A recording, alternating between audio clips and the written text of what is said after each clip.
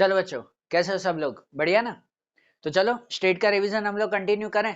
जो हमारा normal distribution का रिवीजन चल रहा है, आज हम लोग उसे फिर से कंटिन्यू करें। देखो, नॉर्मल डिस्ट्रीब्यूशन में जो रिवीजन में अब तक हमने देखा ना कि पहले हमने सीधी मेथड देखी थी। सीधी मेथड मतलब के नॉर्मल जब आपको एक्स दिया गया हो, नॉर्मल वेरिएबल दिया गया हो, तो उसके ऊपर से प्रोबेबिलिटी कैसे ढूंढते हैं, उसके रिलेटेड हमने 2 दिन की थी प्रैक्टिस। उसके बाद 2 दिन हमने प्रैक्टिस की थी रिवर्स मेथड की। रिवर्स मेथड मतलब कि भाई जिसमें प्रोबेबिलिटी दी गई हो और उसके अकॉर्डिंग एक्स कैसे ढूंढते हैं, वो हमने किए थे। ठीक है ना? अब आज और कल हमें प्रैक्टिस करनी है मिक्स्ड क्वेश्चन की। मिक्स क्वेश्चन आएंगे। मिक्स क्वेश्चन मतलब कहलाते हैं कि भाई जिसमें हमें पता करना होता है कि किसमें हमें एक्स से वेरिएबल ये प्रोबेबिलिटी ढूंढनी है कि किसमें प्रोबेबिलिटी से एक्स ढूंढना है, वेरिएबल फाइंड करना है। बरोबर। अब सब में वो चेक करना है। आज इलस्ट्रेशन के सम देखते हैं उसके, कल उसके फाइनल एक्सरसाइज के भी क्वेश्चन देखेंगे। ठीक है ना? मिक्स क्वेश्चंस रहेंगे। अब आज और कल वो मिक्स क्वेश्चन हम लोग देखेंगे कि किसमें कौन सी मेथड यूज करनी है। और उसके बाद फिर जो फॉर्मूला बेस्ड क्वेश्चंस हैं, कुछ शॉर्ट सम्स के लिए खास आते हैं, वो फॉर्मूला बेस्ड फिर 2 दिन देखेंगे हम लोग। ठीक है ना? तो चलो पहले तो हमें आज मिक्स क्वेश्चन देखना है। अगर मिक्स क्वेश्चन में देखना है तो आज पहले हम लोग शुरू करेंगे इलस्ट्रेशन 11 से। 11th इलस्ट्रेशन ध्यान दो आप लोग कि 11th इलस्ट्रेशन में ऐसे दिया हुआ है, समझना है ध्यान से अब इसमें कि 200 students are selected from all the students of a school and the marks obtained by them in examination of 100 marks follow normal distribution। कि 200 स्टूडेंट जो है वो पार्टिसिपेट कर रहे हैं, ठीक है ना, और उनके रिलेटेड डेटा है। लिखा हुआ है the mean marks of the distribution is 60 and is standard deviation is 8। Mean और स्टैंडर्ड डेविएशन दिया हुआ है, 2 हेल्पर है वो दिए हुए हैं।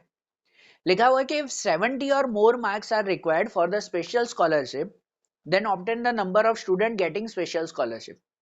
ठीक है ना? एक में है कि भाई अगर 70 से ज्यादा मार्क्स आए तो उनको स्पेशल स्कॉलरशिप मिलेगी। तो हमें नंबर ऑफ स्टूडेंट ढूंढने के कितने स्टूडेंट को स्कॉलरशिप मिल रही है। और सेकंड है कि obtain a minimum marks of 10% student getting maximum marks. और जिन स्टूडेंट के मैक्सिमम मार्क्स आ रहे हैं, ऐसे 10% स्टूडेंट जो रैंकर में आते हैं, मैक्सिमम मार्क्स हैं, उनमें से मिनिमम मार्क्स पता करो कितना है। बरोबर। अब देखो ये 2 क्वेश्चन है। अब हमें ढूंढना होता है कि कौन से क्वेश्चन में हम x2 प्रोबेबिलिटी जाएंगे और कौन से क्वेश्चन में प्रोबेबिलिटी टू x जाएंगे। बरोबर। ये हमें पता करना है कि किसमें कौन से वैल्यू फाइंड करनी है, कौन सी मेथड अप्लाई करनी है। तो ये पता करना हो ना, एक सिंपल सी ट्रिक बता रहा हूं कि जब भी ऐसे क्वेश्चंस होते हैं ना, जब भी अगर ऐसे क्वेश्चन हो, कल तक जो हमने क्वेश्चन किए थे, पहले भी थे, उसमें कितने क्वेश्चन में क्या था पता है? डायरेक्टली था कि find z1, find x1, find probability, वो डायरेक्ट लिखा हुआ था। अब लिखा हुआ डायरेक्ट फाइंड प्रोबेबिलिटी, मतलब पता है सीधे ही चलना है हमें। लिखा हुआ कि फाइंड z1 या फाइंड x1, पता है हमें रिवर्स ही जाना है। बरोबर। लेकिन यहां नहीं लिखा हुआ है, किसी में लिखा हुआ है फाइंड नंबर ऑफ स्टूडेंट, किसी में लिखा हुआ है फाइंड मार्क्स। तो उसके अकॉर्डिंग पता करना है कि हमें कैसे जाना है। तो उसमें कैसे पता करते हैं? तो उसके लिए एक सिंपल ट्रिक बता रहा हूं। हर क्वेश्चन होगा ना, हर क्वेश्चन के अंदर जो है वो 2 यूनिट्स दिए गए होंगे। 2 यूनिट्स मतलब जो भी कैलकुलेशन चल रही है उसके यूनिट्स होंगे। जैसे यहाँ पे है कि भाई एक मार्क्स के बारे में पता चल रहा है और एक नंबर ऑफ स्टूडेंट्स के बारे में। 2 यूनिट्स हैं हमारे यहाँ। बराबर। 2 यूनिट्स दिए गए, मार्क्स और नंबर ऑफ स्टूडेंट्स, है कि नहीं? कि भाई कुछ मार्क्स हैं, कुछ नंबर ऑफ स्टूडेंट्स हैं। अब इन 2 यूनिट्स में हम पहले ढूंढते हैं कि जो मीन और स्टैंडर्ड डेविएशन दिया हुआ है ना, वो मीन और स्टैंडर्ड डेविएशन कौन से यूनिट का है। बराबर। मीन और स्टैंडर्ड डेविएशन मार्क्स के दिए हुए हैं कि नंबर ऑफ स्टूडेंट का दिया हुआ है। तो देखो यहाँ पे लिखा हुआ है the mean marks of the distribution is 60 and standard deviation is 8। Mean marks मतलब कि जो मीन और स्टैंडर्ड डेविएशन है वो मार्क्स से रिलेटेड है।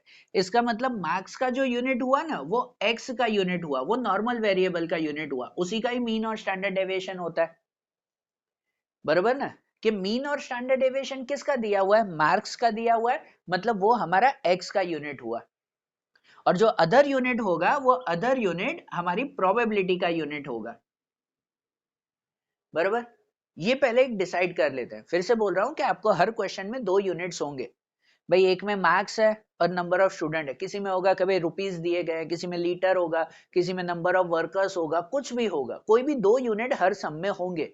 ऐसे प्रॉब्लम सम्स में तो आपको क्या करना है, साइड में लिख देना है कि भाई ये 2 यूनिट हैं क्वेश्चन में ठीक है, किसी में नंबर ऑफ वीक होता है, किसी में नंबर ऑफ डेज होता है, जो भी हो, कुछ भी हो यूनिट साइड में लिख दो, फिर वहां पे डिसाइड कर लो कि भाई कौन सा किसका यूनिट है, कि मीन और स्टैंडर्ड डेविएशन का यूनिट कौन सा है। तो यहाँ पे मीन और स्टैंडर्ड डेविएशन मैक्स के लिए लिखा हुआ है, मतलब उसको हमें एक्स बताना है, नॉर्मल वेरिएबल, और जो उसके अदर यूनिट हो वो अदर यूनिट को प्रोबेबिलिटी। तो अब क्वेश्चन रीड करते हैं और क्वेश्चन में चेक करते हैं कि इसमें क्या ढूंढना है। अगर किसी में लिखा हुआ हो कि भाई नंबर ऑफ स्टूडेंट ढूंढना है, मतलब हमें प्रोबेबिलिटी ढूंढनी है, सीधी मेथड से जाना है, बराबर, ये सिंपल ट्रिक।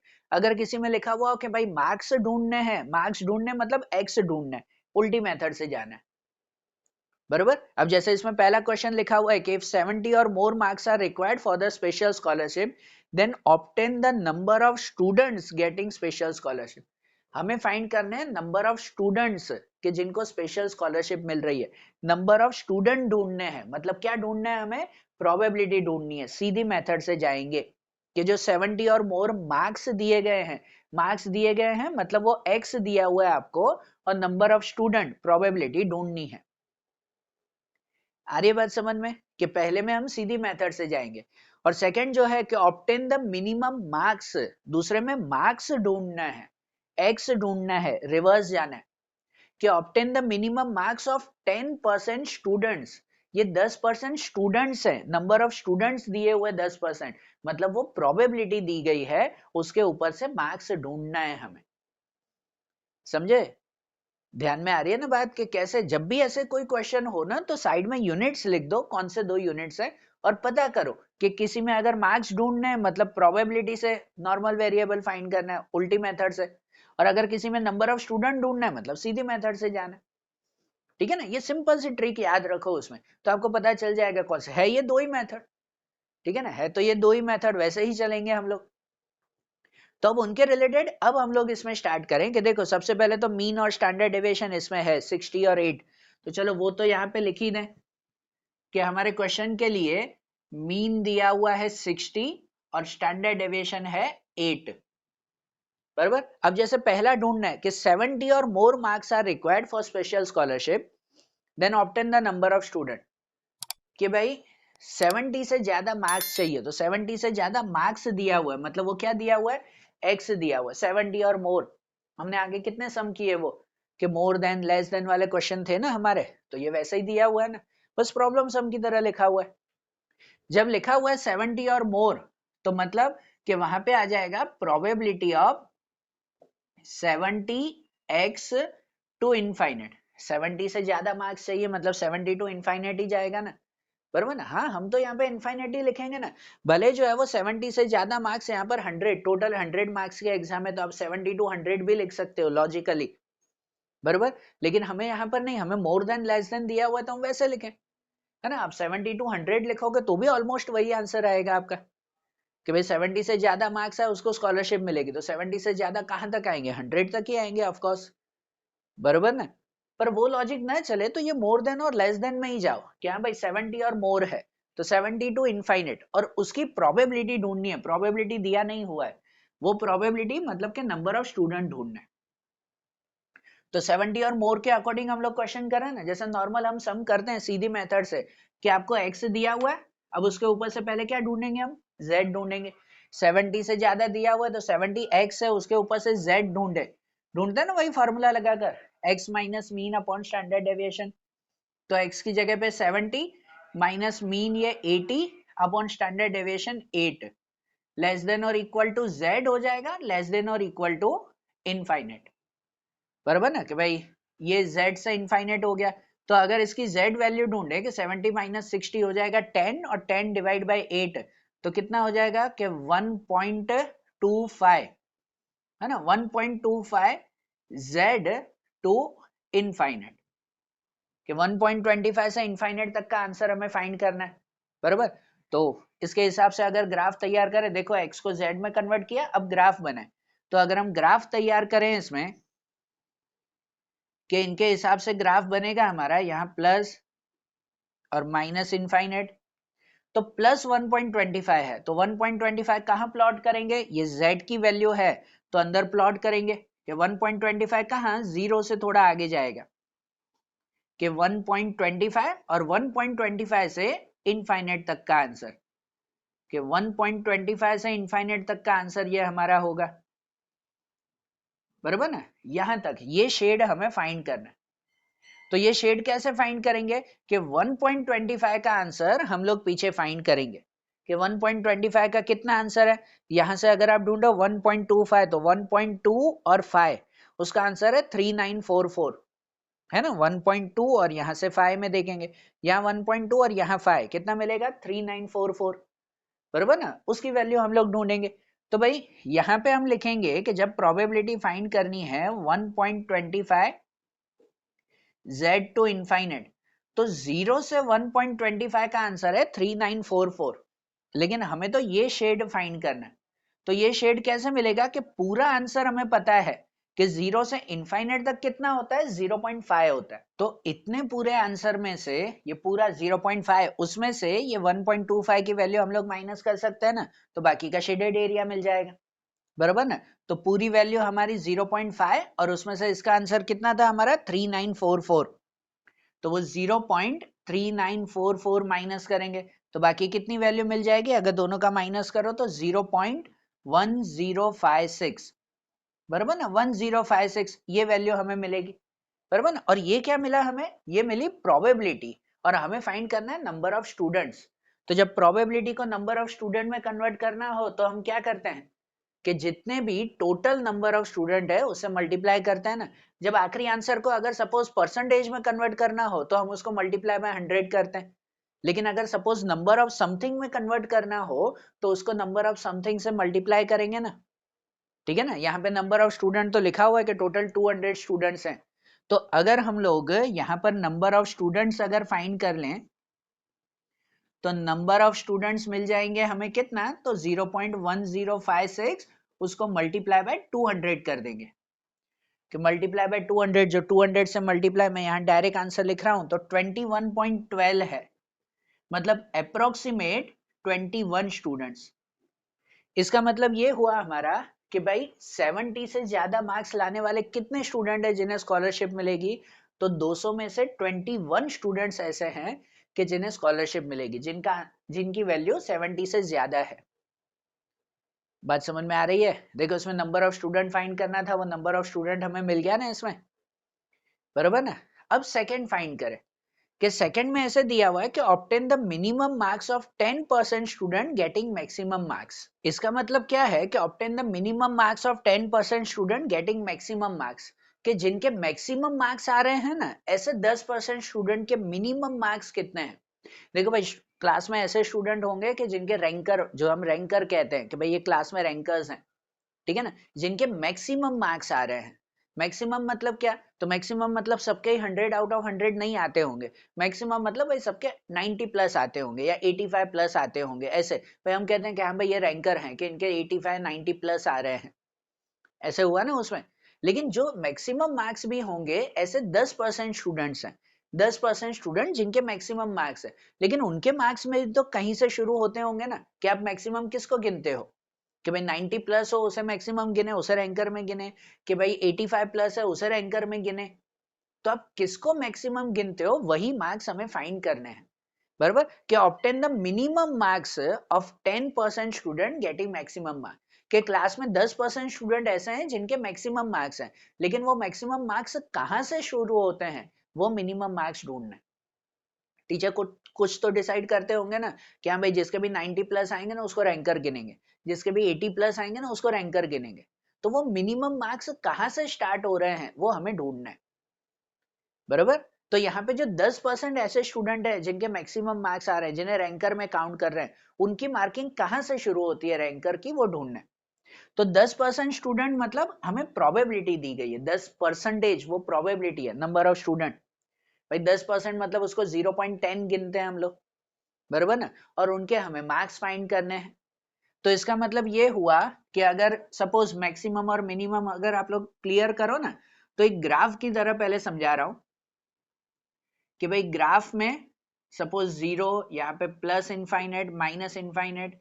अब ऐसे दिया हुआ है कि रैंकर 10% स्टूडेंट है, जो 10% प्रोबेबिलिटी दी गई है, वो प्रोबेबिलिटी 10% कौन सी दी गई है, मैक्सिमम मार्क्स की, जो रैंकर स्टूडेंट है। तो मैक्सिमम मार्क्स मतलब कौन सी साइड से शुरू होगा, ये इनफाइनाइट से कि ये इनफाइनाइट से? ऑफ कोर्स यहां से, कि अगर मैक्सिमम मार्क्स जो रैंकर हैं उसके बारे में बात चल रही है तो वो यहां से प्लस साइड से शुरू होगा, यहाँ राइट टू लेफ्ट। अगर ऐसे होता है कि नहीं स्टार्टिंग में जो डल स्टूडेंट हैं उनके मार्क्स हमें फाइंड करने हैं तो वो शुरू होता है यहां से। बात समझ में आ रही है? बराबर ना?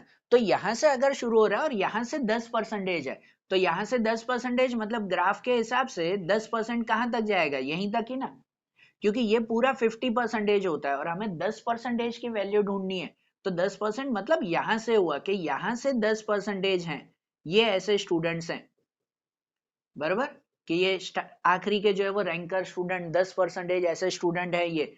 और इन रैंकर स्टूडेंट की वैल्यू कहां से शुरू हो रही है, उसमें मिनिमम मार्क्स कितने हैं वो ढूंढना है, वो z की वैल्यू। मतलब ये z ढूंढेंगे तो z पर से फिर x मिलेगा। टोटल मार्क्स ढूंढने, मार्क्स मतलब x की वैल्यू ढूंढनी है, पर उसके लिए पहले z तो ढूंढना पड़ेगा ना, बराबर ना? रिवर्स मेथड जाएंगे ना, कि ये 10% आपको प्रोबेबिलिटी है, उसके ऊपर से ये ग्राफ बनाया पहले, प्रोबेबिलिटी पर से 10% का ग्राफ। अब z ढूंढेंगे और z पर से फिर x मिलेगा कि वो मार्क्स कितने हैं। समझे बात को? तो ये प्रोबेबिलिटी पर से ग्राफ, अगर इसको सिंबल में भी लिखो तो सिंबल में ऐसे हो गया कि probability of x1 x to infinite वो 10% है, 0.10, कि x1 से इनफाइनाइट तक, यहाँ पे है ना इनफाइनाइट, बराबर ना? तो इस तरफ ही हम इनफाइनाइट लिखेंगे ना, ये x1 ढूंढना है। और x1 के अकॉर्डिंग अगर z1 लिखो तो पहले तो z1 भी वही लिखा जाएगा ना, कन्वर्ट करने के लिए कोई वैल्यू थोड़ी है x की कि किस में कन्वर्ट करें, तो वही z1 भी लिखेंगे कि z1 से इनफाइनाइट तक वो भी 0.10%। इसमें कैसे x था तो x को वैल्यू रख के हमने z में कन्वर्ट किया, यहाँ तो x ही नहीं है, आप कन्वर्ट किस में करोगे, z1 ही रखेंगे, बराबर।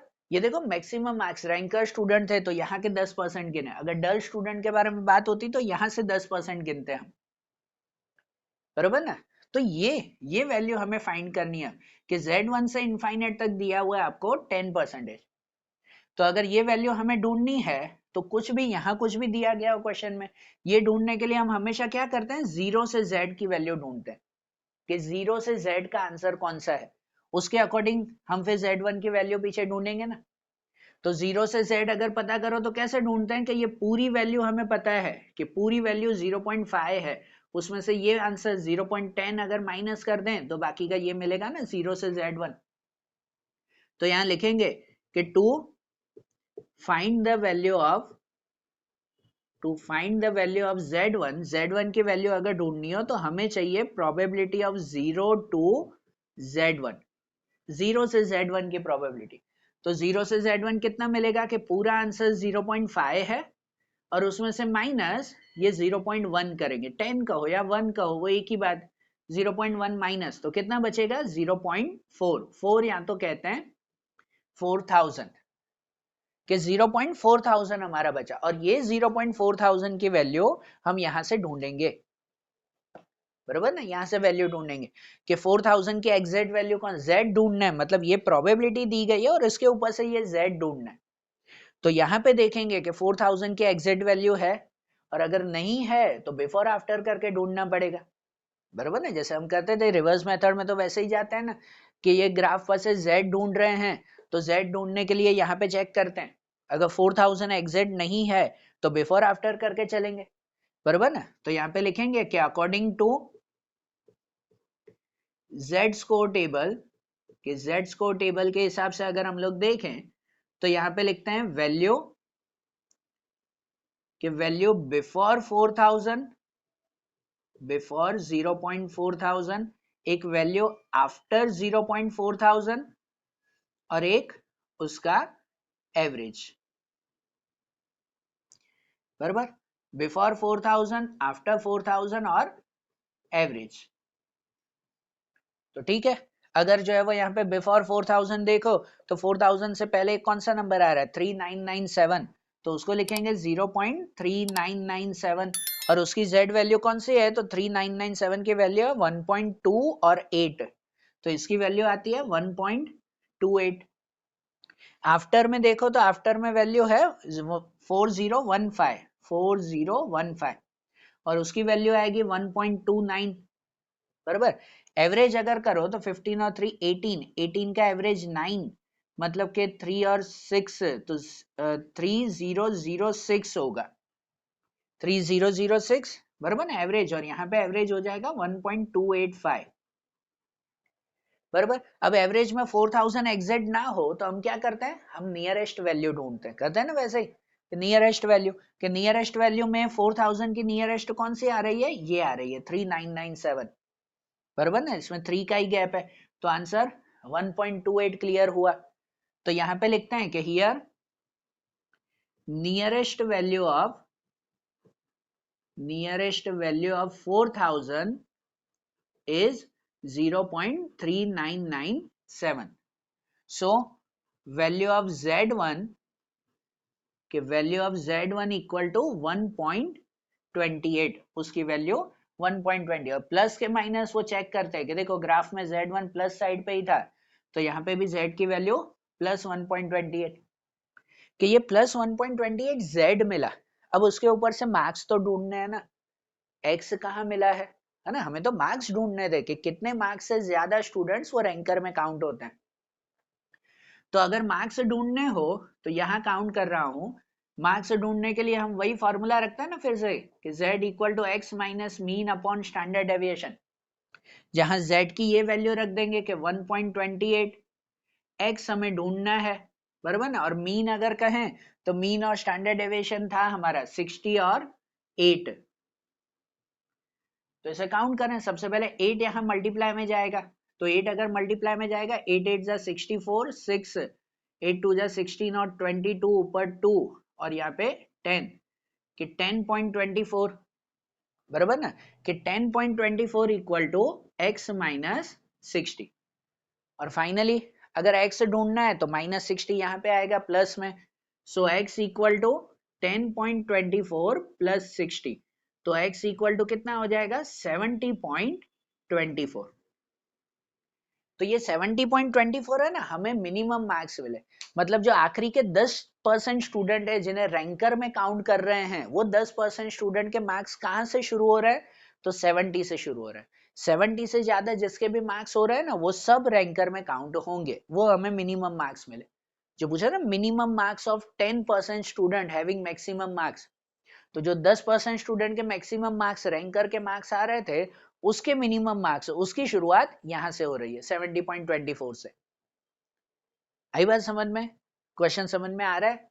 वही बात ध्यान रखना कि कौन से सम में कौन सी मेथड से जाना है, उसके लिए साइड में यूनिट्स लिख दिया करो कि भाई यूनिट्स जो है वो कैसे हमें काउंट करने हैं, और उसके अकॉर्डिंग फिर उसे सॉल्व किया करो, बराबर ना। ये एग्जाम्पल देखना भाई इसमें कि कौन सी मेथड से किस में जाना है, फिर उसके हिसाब से हम लोग फाइंड करें, ठीक है। इसके कुछ एक्सरसाइज के भी क्वेश्चन है, कल हम वो भी देखेंगे एक्सरसाइज के क्वेश्चन कैसे फाइंड करने हैं, लेकिन अब एक दो और इलस्ट्रेशन है, थोड़े से लॉजिकल है कि किसी में कोई मिसिंग वैल्यू, किसी में ऐसे फाइंड करना है, वो एक दो लॉजिकल क्वेश्चन और भी देखें हम लोग। अब देखो कि जैसे इलस्ट्रेशन 15 देखे, 15 16 17 देखना है कि आज वो जैसे लॉजिकल क्वेश्चन है, ठीक है ना। अच्छा, इलस्ट्रेशन 15 16 17 में ना मिसिंग वैल्यूज हैं, सम तो वैसे ही पहले तो पता करना है कौन सी मेथड कहाँ दी गई है कि कैसे यूज करनी है, और फिर मिसिंग वैल्यूज भी फाइंड करनी है, तो समझना, इसलिए आज हम ये लॉजिकल क्वेश्चन कर रहे हैं, ठीक है। तो देखो इलस्ट्रेशन 15 है, समझना ध्यान से, लिखा हुआ है कि manufacturing company produce electric bulb and life of electric bulb in hours follow normal distribution. If average life is 2040 hour, average life of bulb is 2040 hours, and if 3.36% of bulb have more than 2150 hours, then find the variance of life bulb, कि हमें variance ढूंढना है, बराबर ना। Variance मतलब कि standard deviation ढूंढना है, फिर उसका स्क्वायर करेंगे, बराबर। तो देखो अब इसमें स्टैंडर्ड डेविएशन मिसिंग है, वो फाइंड करना है, बराबर ना। एवरेज लाइफ दी गई है, मतलब मीन दिया हुआ है 2040, हमें क्या फाइंड करना है, तो स्टैंडर्ड डेविएशन, बराबर ना। तो पहले तो बाकी के जो दिए हुए हैं कि 3.36% of bulb having life more than 2150 hours, ये क्या दिया हुआ है। अगर चलो सिंपल वही ध्यान देना हो ना, तो वही कि साइड में जो है वो अगर आप यूनिट्स लिख दो तो ध्यान में रहेगा। यहाँ पे यूनिट्स दिए गए हैं, एक तो नंबर ऑफ बल्ब है, नंबर ऑफ बल्ब दिए हुए हैं, दूसरा कुछ हावर्स दिया हुआ है, ऐसे दो जो है वो यूनिट दिए गए हैं। उसमें देखो कि जो एवरेज लाइफ दी गई है, वो एवरेज लाइफ मतलब जो मीन दिया हुआ है वो नंबर ऑफ बल्ब का है कि हावर्स का है। तो यहाँ पर एवरेज लाइफ ऑफ 2040 आवर्स, तो मतलब कि जो एवरेज लाइफ है वो हावर्स के लिए दी गई है, मतलब कि वो एक्स की वैल्यू हुई हमारी, ठीक है ना, आवर्स जो है वो एक्स की वैल्यू हुई। तो बाकी नंबर ऑफ बल्ब वो हमारा क्या हुआ, वो हमारा प्रोबेबिलिटी हुआ, ठीक है ना, ऐसे साइड में लिख देते हैं तो उसके हिसाब से पता चल जाता है क्या दिया हुआ है। जैसे दिया हुआ है 3.36% ऑफ बल्ब, 3.36% ऑफ बल्ब है, नंबर ऑफ बल्ब है, मतलब वो प्रोबेबिलिटी दी गई है 3.36, and having life more than 2150 hours, तो वो 2150 आवर्स मतलब वो एक्स की वैल्यू आपको दी गई है, और उसके ऊपर से वेरिएंस ढूंढेंगे, बराबर। मतलब आपको कुछ ऐसे दिया हुआ है कि यहाँ पे अगर लिखे तो एवरेज आपको दिया हुआ है 2040, मीन की वैल्यू है 2040 आवर्स, और लिखा हुआ ना कि 3.36% of bulb having life more than 2150, तो मोर देन 2150 इसका मतलब ये हुआ कि probability of 2150 x and more, कि 2150 से मोर, मोर मतलब इनफाइनाइट लिखता है ना, यही करते हैं ना हम लोग, मोर देन दिया गया मतलब वहां से इनफाइनाइट तक जाना है, बराबर। यहाँ भले कुछ भी दिया हुआ लेस देन मोर देन की साइन, आप उसमें कंफ्यूज मत रहो, हर एक में एक ही वैल्यू याद रखो कि मोर देन मतलब ये नंबर से इनफाइनाइट, और उसका आंसर भी दिया हुआ है आपको कि उसका आंसर है कितना है, प्रोबेबिलिटी का आंसर तो दिया हुआ ना, प्रोबेबिलिटी नंबर ऑफ बल्ब दिए हुए 3.36%, परसेंटेज है, तो परसेंटेज को अगर प्रोबेबिलिटी में डिवाइड करो तो हम डिवाइड बाय 100 कर देते हैं, बराबर ना, मतलब परसेंटेज को प्रोबेबिलिटी में कन्वर्ट करो तो क्या करते हैं, डिवाइड 100, तो 3.36% है तो प्रोबेबिलिटी कितनी हो जाएगी, 0.0336, है कि नहीं, उसको डिवाइड 100 कर देंगे तो ये मिल जाएगा ना, बराबर। तो ये दिया हुआ है कि 2150 and more is equal to answer ये है। अब इसके ऊपर से वेरिएंस ढूंढना है। अब ठीक है चलो, अगर वेरिएंस फाइंड करना है तो पहले स्टैंडर्ड डेविएशन ढूंढेंगे, और स्टैंडर्ड डेविएशन या मीन वो कुछ भी अगर मिसिंग हो तो उसके लिए फॉर्मूला यही रखती है हमारी जो बेसिक फॉर्मूला है कि z equal to x minus mean upon standard deviation. अब इसमें ऐसा है कि स्टैंडर्ड डेविएशन ढूंढना है तो उसका स्क्वायर करेंगे, वेरिएंस मिलेगा।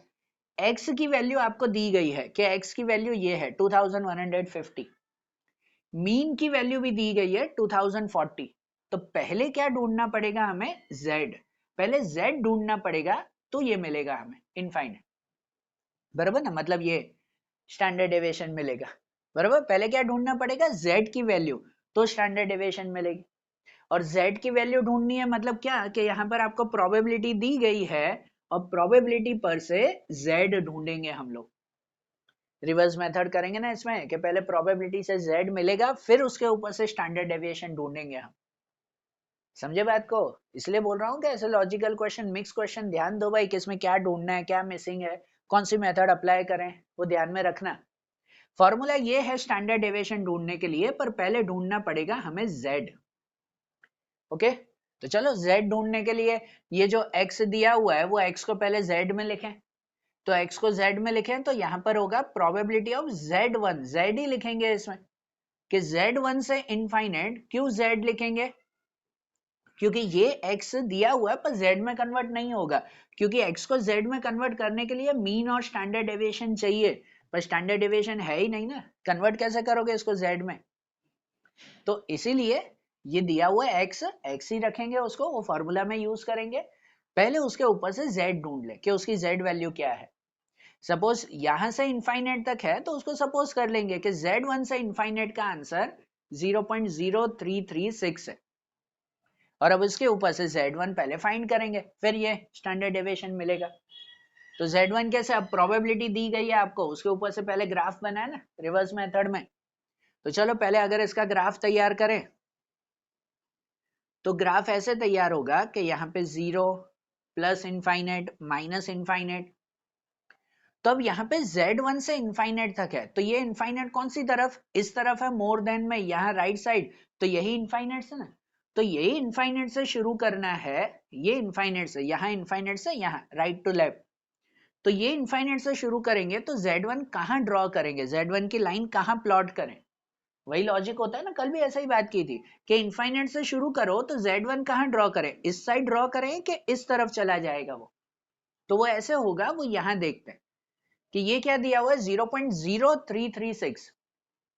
अब हमें पता है कि अगर इनफाइनाइट यहां से शुरू करो तो यहां से शुरू करो तो 0 तक पूरा वो 0.5 होता है, ये पूरा डिस्टेंस, जबकि दिया हुआ डिस्टेंस कितना है 0.0, पहला ही नंबर अगर देखो तो 0.0, तो मतलब 0.5 ये पूरा होता है, तो 0.0 कितना आएगा 0.1 भी नहीं है, तो 0.0 तो कुछ यहीं पे ही आ जाएगा ना, ये छोटा सा डिस्टेंस, बराबर।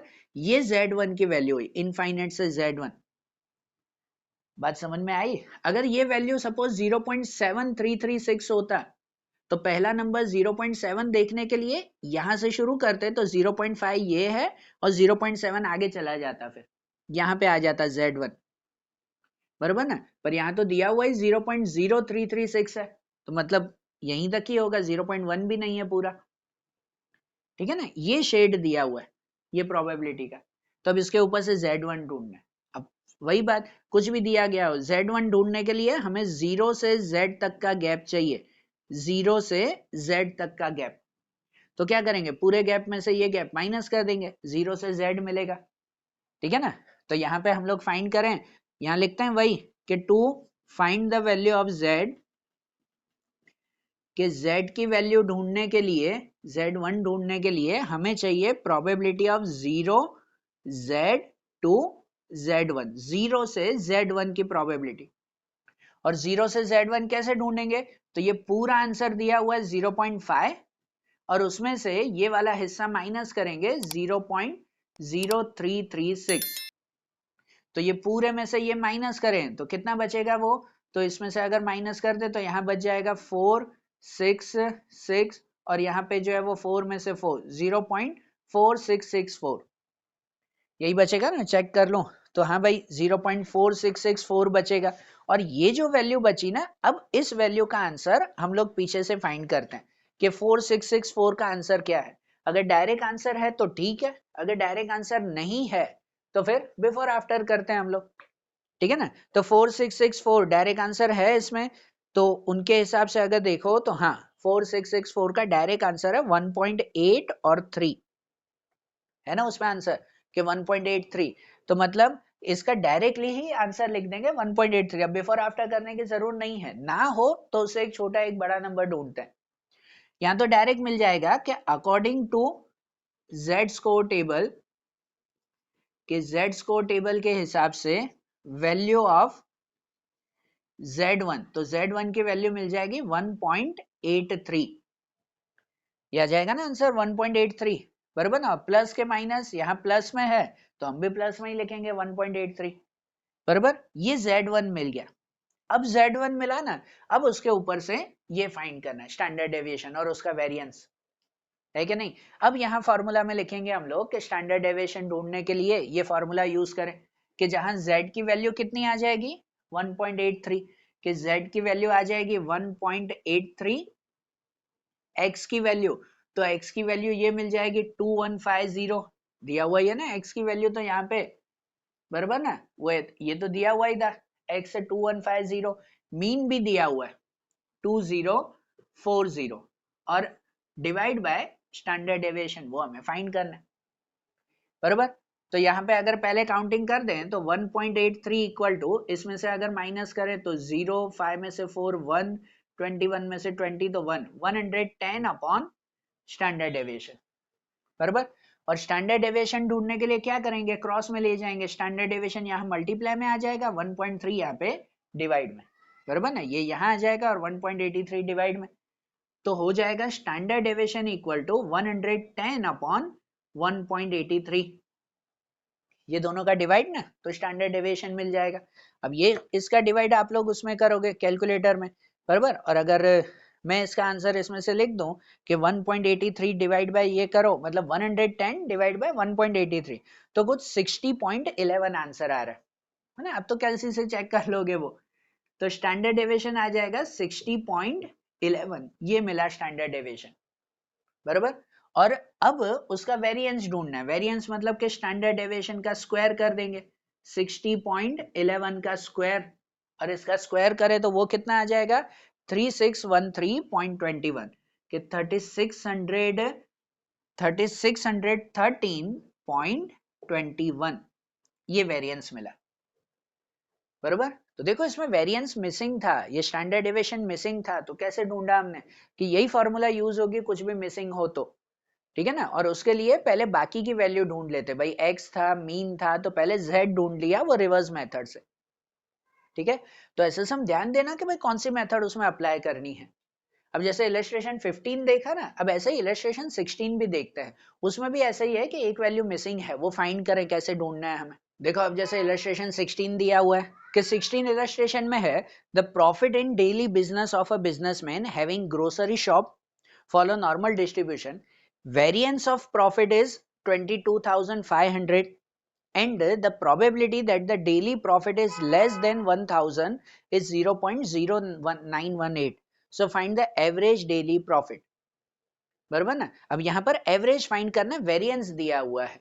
पहले में कैसे था कि स्टैंडर्ड डेविएशन मिसिंग था, यहाँ स्टैंडर्ड डेविएशन है। देखो वेरिएंस दिया हुआ है 22,500, वेरिएंस स्टैंडर्ड डेविएशन का स्क्वायर है 22,500, तो ठीक है स्टैंडर्ड डेविएशन मिल जाएगा ना, इसका स्क्वायर रूट करेंगे तो वो 150, बराबर ना। 225 का स्क्वायर रूट 15 और पीछे 0, 150 आ जाएगा। अरे बात ध्यान, तो चलो ये स्टैंडर्ड डेविएशन दिया हुआ है और दूसरे में यहाँ तो क्लियर दिया हुआ है the probability that daily profit of less than 1000 is 0.0918। Probability that, ये प्रोबेबिलिटी है, मतलब जो लेस देन 1000 वो हमारी कौन सी x की वैल्यू हो गई ना, x की वैल्यू है 1000 रुपीज, बराबर ना। कि 1000 और उससे लेस मतलब कुछ सिंबल वाइज ऐसे हो गया कि इनफाइनाइट x टू 1000, 1000 और लेस है तो यही हुआ ना कि 1000 से इनफाइनाइट तक, कि 1000 से इनफाइनाइट तक, और वो प्रोबेबिलिटी दी गई है हमें 0.0918, तो उसके ऊपर से हमें एवरेज प्रॉफिट मतलब कि मीन की वैल्यू ढूंढनी है, बराबर। जैसे उसमें किया वैसे ही सम इसमें भी रहेगा कि भाई ये वैल्यू हमें फाइंड करनी है, ठीक है ना। कि एवरेज वैल्यू हमें फाइंड करनी है मीन की वैल्यू। तो मीन की वैल्यू ढूंढने के लिए भी देखो फॉर्मूला हमारी वही जो भी दिया हुआ हो, मीन या स्टैंडर्ड डेविएशन मिसिंग हो तो फॉर्मूला जनरली यही लगाते हैं, x minus mean upon standard deviation. तो उसके लिए देखो आपको x दिया हुआ है कि x की वैल्यू ये 1000 हो गई, स्टैंडर्ड डेविएशन दिया हुआ है 150, और मीन ढूंढने के लिए पहले क्या ढूंढना पड़ेगा, z ढूंढना पड़ेगा। जैसे पहले वाले सम में किया था वही, ये प्रोबेबिलिटी दी गई है पहले z ढूंढे ना, रिवर्स मेथड से चलेंगे ना कि प्रोबेबिलिटी दी गई है पहले z ढूंढेंगे फिर मीन मिलेगा हमें, बरोबर। तो चलो z ढूंढना है तो पहले सिंबल को z वाइज लिखो, तो z वाइज लिखेंगे तो probability of infinite z to z1 लिखेंगे हम, बरोबर ना। हाँ z1 ही लिखना होगा क्योंकि ये x का z में थोड़ी कन्वर्ट होगा, z तो ढूंढना है हमें, इसको कन्वर्ट करने के लिए मीन भी चाहिए पर वो मीन है नहीं, तो फिलहाल z1 ही लिखेंगे और फाइंड करेंगे कि इनफाइनाइट से z1 तक वो हमारा आंसर है 0.0918। अरे बात समझ में, ठीक है ना। तो चलो अब अगर ये फाइंड करें इसके अकॉर्डिंग हम लोग ड्रॉ करें यहाँ पर कि ग्राफ अगर बनाए यहाँ पे ये 0 प्लस इनफाइनाइट माइनस इनफाइनाइट और इनफाइनाइट से z1 है। देखो इनफाइनाइट इस तरफ है लेफ्ट साइड, तो यहाँ माइनस से शुरू करेंगे कि यहाँ से शुरू करें, तो वही बात कि z1 कहाँ ड्रॉ करें, यहीं पे ही ड्रॉ करेंगे कि 0 के इस तरफ भी जाएगा, प्लस साइड पे चला जाएगा, शुरू यहाँ से ही करना है। तो हमें भी ध्यान है कि यहाँ से हम शुरू करते हैं, यहाँ तक जो 0 तक वो हमारा 0.5 होता है, और दिया हुआ आंसर पहले ही दो नंबर देखो तो दिया हुआ आंसर हमारा कौन सा है, दिया हुआ आंसर 0.0 है ना। मतलब पीछे 9 भी देखो तो 0.1 हुआ है कि नहीं, तो मतलब ये पूरा 0.5 और हमें ड्रॉ करना है 0.1, तो इसमें भी वही हुआ ना कि सिर्फ आगे का आंसर यहाँ तक रहेगा z1, कि इनफाइनाइट से z1 तक ये आंसर वो 0.0918 है, बराबर ना। ये शेड हुआ हमारा ग्राफ के अकॉर्डिंग। अब कुछ भी शेड हो, हमें अगर ये फाइंड करना है z1 तो हमें z1 से 0 तक का गैप चाहिए, z1 से 0 वही करेंगे ना, पूरे में से इतना माइनस कर देंगे तो ये गैप मिलेगा, तभी z1 की वैल्यू मिल पाएगी, बरोबर। फिर से लिखें कि to find the value of z, to find the value of z1 हमें चाहिए होता है प्रोबेबिलिटी ऑफ z1 z2 0, हमेशा लेफ्ट टू राइट लिखते हैं, तो z1 से 0, तो z1 से 0 अगर मेंशन करें तो ये पूरा डिस्टेंस हमारा 0.5 और उसमें से ये आगे का डिस्टेंस 0.0918 वो माइनस करेंगे, तो 0.5 में से ये माइनस करें कितना बचेगा, यहाँ 2, 9 में से 8, 9 में से 0 एंड 4, 4082 बचा। और ये 4082 हम लोग पीछे से फाइंड करेंगे कि यहाँ पे 4082 का आंसर कितना, अगर डायरेक्ट आंसर मिल रहा है ठीक है, 4082 का डायरेक्ट आंसर ना हो तो बिफोर आफ्टर की टेबल बनानी पड़े। तो 4082 देखे तो हाँ है डायरेक्ट आंसर कि 4082 1.3 और 3 का आंसर है, बराबर ना, 1.33 का आंसर। तो इसके ऊपर से हम डायरेक्ट लिख सकते हैं कि according to Z score table के टेबल के हिसाब से अगर वैल्यू लिखो तो वैल्यू ऑफ Z1 की वैल्यू आ जाएगी 0.40, सॉरी ये तो है उसकी वैल्यू 1.33, Z1 की वैल्यू कितनी आ जाएगी 1.33, वही था ना 4082, बराबर ना। और 1.33 प्लस के माइनस वो खास ध्यान देते हैं कि यहाँ Z1 कौन सी साइड पे है, माइनस साइड पे है, मतलब 1.33 की वैल्यू आपको मिलेगी कि -1.33, ठीक है, ये Z1 मिला। अब ये Z यहाँ पे रखेंगे हम लोग, ठीक है ना, अब ये Z यहाँ पे रखेंगे तो हमें मीन भी मिलेगा। तो अब अगर वैल्यू रखें कि जैसे Z की वैल्यू रखें यहाँ पर -1.33, x की वैल्यू कितनी हो जाएगी, वो x की वैल्यू हो जाएगी 1000, माइनस मीन हमें फाइंड करना है और स्टैंडर्ड डेविएशन, जो स्टैंडर्ड डेविएशन की वैल्यू हो जाएगी 150। अरे बात ध्यान, तो अब ये वैल्यू कैसे ढूंढेंगे, पहले तो भाई 150 यहाँ जाएगा ना क्रॉस में मल्टीप्लाई, कि 1.33 मल्टीप्लाई बाय 150 करें, चलो मैं डायरेक्ट आंसर लिख रहा हूँ इसमें कि उससे अगर मल्टीप्लाई करो, यहाँ तो दिया ही नहीं हुआ है आंसर, बराबर। तो चलो ऐसे अगर करें कि भाई 150 को अगर इससे मल्टीप्लाई करें तो कितना आ जाएगा भाई, पीछे 0, यहाँ पे 15 3 जा 45, तो ऊपर 4, 15 3 जा 45 और 4 49, बराबर, और ऊपर 4 और 15 1 जा 15 और 4 19, और पीछे 2 0 लगो तो 199.50, मतलब यहाँ पे रहेगा -199.50, बराबर ना। ये मीन ढूंढने के लिए पहले ये क्रॉस मल्टीप्लाई, इसको यहाँ पे मल्टीप्लाई करें 150 को तो आ जाएगा 199.50 इक्वल टू 1000 माइनस मीन।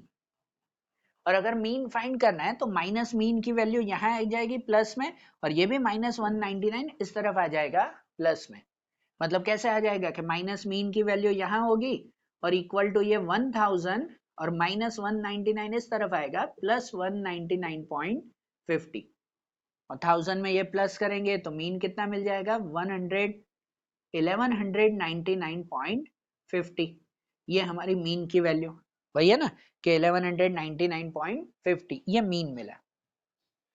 समझ आई बात भाई, ये कैलकुलेशन तो कैलसी वगैरह में हो जाएगी, लॉजिक यहाँ पे रखना है कि भाई ये ढूंढने के लिए हमें क्या क्या फाइंड करना है वो समझना है, हमें उसी की ही प्रैक्टिस मेन करनी है, बराबर। देखो भाई जब 100 मार्क का पेपर होता है ना, एक सिंपल, चलो अलग बात बोल रहा हूँ, 100 मार्क का जब पेपर होता है ना तो 100 मार्क में कोई एक आध चैप्टर वो हमेशा तंग करने वाला होता ही है, बराबर। तभी तो उन रैंकर्स के लिए जो है वो कंपटीशन रहती है कि हाँ इनके लिए कौन प्रैक्टिस कर रहा है।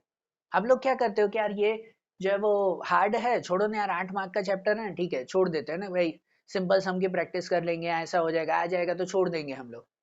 अरे क्यों छोड़ देंगे, यही तो कंपटीशन है हमारी, इसी में ही तो मेन प्रैक्टिस करनी होती है, देखना होता है कि कौन आगे जा रहा है, बराबर। हार्ड सम करके छोड़ देंगे, मैंने पहले भी बोला था, वो आदत मत रखो। बहुत स्टूडेंट जो है वो ये कह रहे हैं सर ये सब हार्ड लग रहे हैं, तो हार्ड है तभी तो हमें प्रैक्टिस करनी है ना उसकी डबल, बराबर ना। फर्स्ट सेम में हमें पूरे पहले 6 महीने थे तो सब हार्ड हार्ड सम की प्रैक्टिस कर ली, इसके लिए रिवीजन करने का हमारे टाइम नहीं है, तो अभी ही थोड़ी ज्यादा प्रैक्टिस करनी, थोड़ा ज्यादा हमें जो है वो टफ बनना पड़ेगा, तभी तो आएगा ना भाई। ये टफ है तो हमें भी टफ बनना पड़ेगा, ठीक है। सो सिंपल सी बात कि प्रैक्टिस करो भाई, यही कंपटीशन के चैप्टर्स हैं आपके कि जिसके अकॉर्डिंग आप दूसरे स्टूडेंट से थोड़ा आगे जा सकते हो, यहाँ अपना रैंक कंपैरिजन ना भी करो तो अपना रैंक जो है वो आप कवर कर सकते हो, परसेंटेज कवर कर सकते हो इन्हीं चैप्टर्स के अकॉर्डिंग। बरोबर, चलो समझो भाई।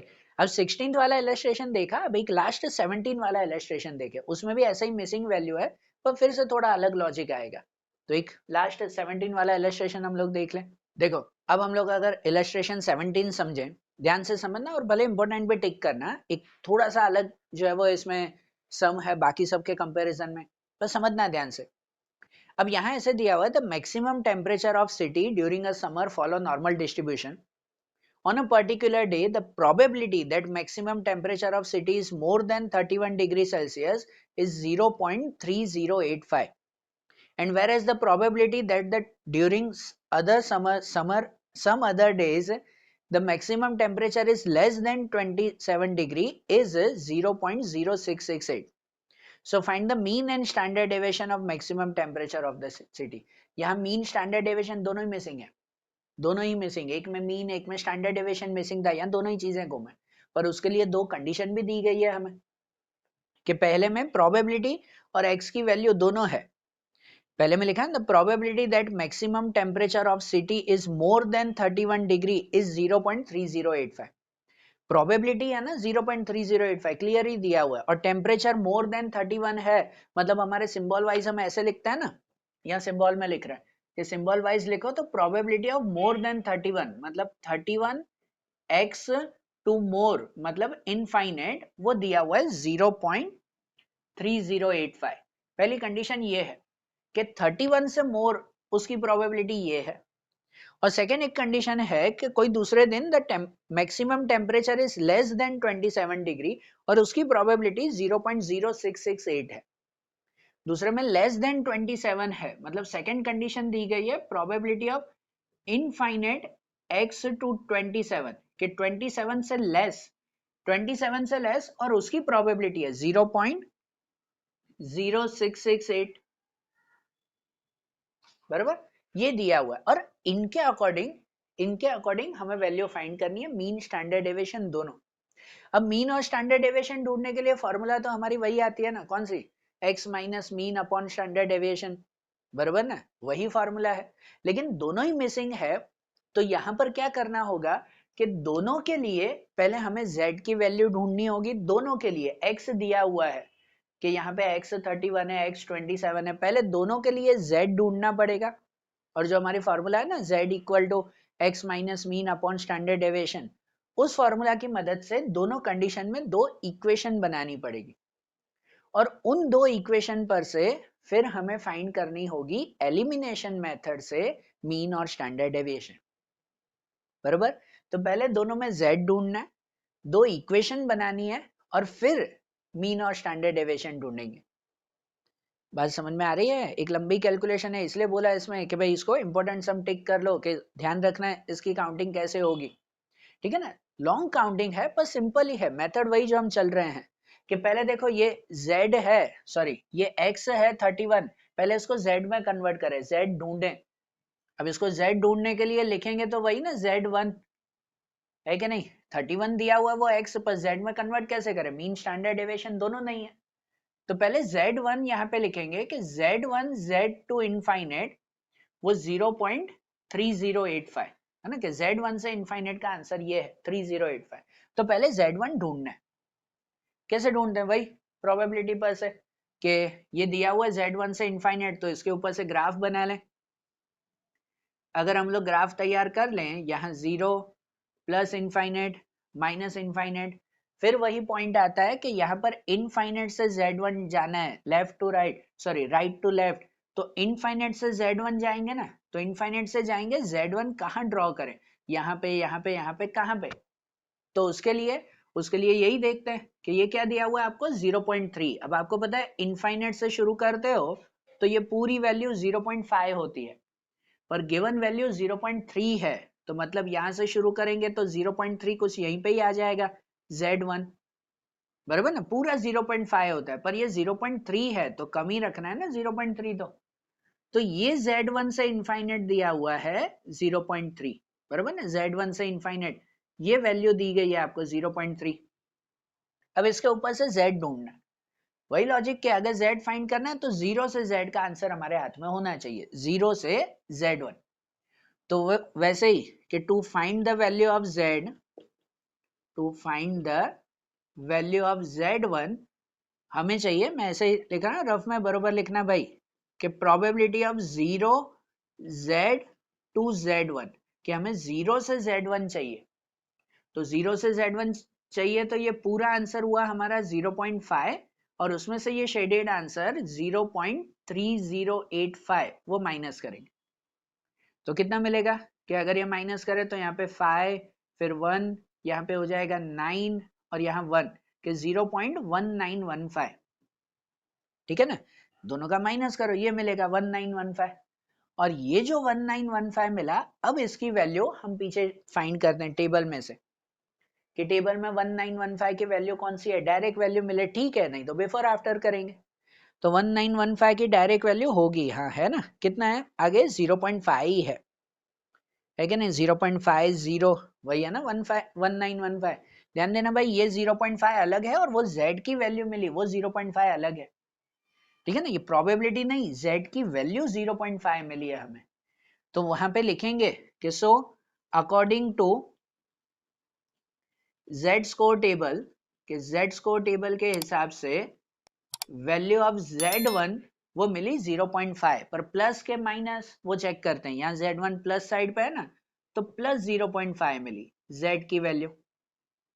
और देखो z की वैल्यू प्लस 0.5 मिली ना, अब अगर उस फॉर्मूला में रखें कि z equal to x minus mean upon standard deviation, जहां z की वैल्यू लिखेंगे हम लोग, z1 लिखो भले, z1 और x1, कि z1 की वैल्यू 0.5, x1 की वैल्यू दी गई है आपको 31, और मीन और स्टैंडर्ड डेविएशन वैसे ही वो फाइंड करना, एक इक्वेशन बनाएंगे।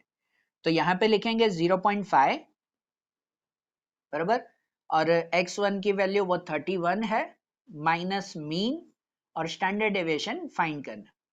तो अगर स्टैंडर्ड डेविएशन ढूंढना है ना, वो यहाँ क्रॉस में जाएगा, स्टैंडर्ड डेविएशन को यहाँ अगर मल्टीप्लाई कर दें तो हो जाएगा 0.5 स्टैंडर्ड डेविएशन। मैं भी ब्रैकेट में लिख रहा हूँ क्योंकि हैंडराइटिंग खराब लगती है, तो कभी लगता है 0.56 लिखा हुआ है, तो इसीलिए 0.5 standard deviation equal to 31 minus mean, ये बनी इक्वेशन 1, ये फर्स्ट इक्वेशन बनी। ठीक है ना, फर्स्ट कंडीशन से। अब ऐसी ही सेम इक्वेशन यहां से भी, इस कंडीशन से भी बनानी है। फिर जो दो इक्वेशन आएगी ना, उसकी एलिमिनेशन मेथड करेंगे हम लोग, बरोबर। तो समझना है इसमें। अब इसको फिर से जो है वो यहाँ पर हम सॉल्व करें, इस सम को भी, तो इसमें भी जो 27 और लेस देन दिया हुआ है, इसमें से भी पहले z की वैल्यू ढूंढे। ये जैसे x दिया हुआ था 31, उसके ऊपर से हमने z ढूंढा। अब वैसे ही यहाँ पे x की वैल्यू है 27, और उसके ऊपर से भी पहले z ढूंढना है। तो ठीक है, अगर z में कन्वर्ट करें तो प्रोबेबिलिटी ऑफ इनफाइनाइट z2 यहाँ पे हो जाएगा कौन सा, ये हो जाएगा z2 ही ना। अभी मीन स्टैंडर्ड डेविएशन है ही नहीं ढूंढने के लिए, जैसे यहाँ z1 ही लिखा, वहां z2 लिखेंगे। के इनफाइनाइट से z2 की वैल्यू 0.0668 बराबर। अगर इन पर से हम ग्राफ तैयार करें, फ्रॉम दिस अगर ये ग्राफ तैयार हो, ये 0 प्लस इनफाइनाइट माइनस इनफाइनाइट, तो यहाँ पे ये इनफाइनाइट से z2 जाना है, ये इस तरफ लेफ्ट साइड पे, मतलब माइनस इनफाइनाइट से। फिर से वही पॉइंट आएगा कि इनफाइनाइट से z2 जाना है, तो कहाँ ड्रॉ करेंगे, इसी साइड के, ये प्लस साइड पे जाएगा। तो वही ना कि इनफाइनाइट से 0 तक का हमारा आंसर 0.5 होता है, और ये दिया हुआ आंसर हमारा 0.0 है, 0.1 भी नहीं है। तो मतलब इनफाइनाइट से शुरू करेंगे तो 0.1 करीबन कुछ यहीं पे ही आ जाएगा ना z2। ये 0.5 होता है पूरा, दिया हुआ 0.0 है, तो उससे कम ही होगा ना हमारा। तो ठीक है ना, कि ये इनफाइनाइट से z2 तक का आंसर, इनफाइनाइट से z2 वो इतना दिया हुआ 0.0668 बराबर ना। अब ये z2 ढूंढेंगे, वही बात कि z2 कुछ भी दिया गया हो, यहाँ पर ये फाइंड करने के लिए हमें z2 से 0 तक का आंसर चाहिए। तो वैसे ही सेम ही स्टेप यहाँ पे भी रिपीट करना है कि to find the value of z2, तो यहाँ पे लिखेंगे कि probability of z2 to 0, Z2 से 0 का आंसर, तो कैसे कि ये पूरा आंसर हमारे पास है वो 0.5 और उसमें से ये शेड हम माइनस करेंगे 0.0668 कि 0.5 में से वो हम माइनस करें तो कितना बचेगा हमारा, अगर उसमें से माइनस करें तो यहाँ पे हो जाएगा हमारी वैल्यू 2, 9 में से ये 3, 3, यहाँ पे 4 में से 0 जाएगा तो 4, 4332, ठीक है ना। ये वैल्यू मिली हमें 4332। अब ये वैल्यू हम पीछे फाइंड करें कि पीछे 4332 का आंसर क्या है, डायरेक्ट हो ठीक है, नहीं तो फिर प्लस माइनस करेंगे।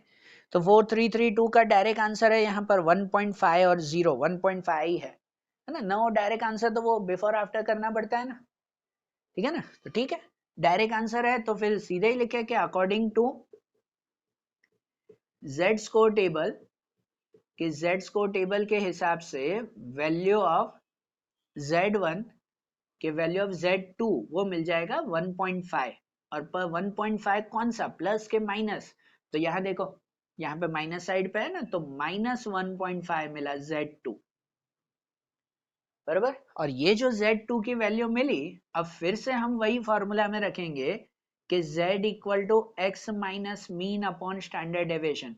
यहाँ भले Z2 और X2 लिख सकते हो, जहाँ Z2 की वैल्यू ये लिखेंगे और X2 की वैल्यू ये लिखी जाएगी 27।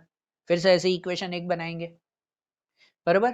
तो अगर Z2 की वैल्यू लिखें तो उसकी वैल्यू -1.5 इक्वल टू X2 की वैल्यू, तो X2 की वैल्यू वो 27 minus mean upon standard deviation.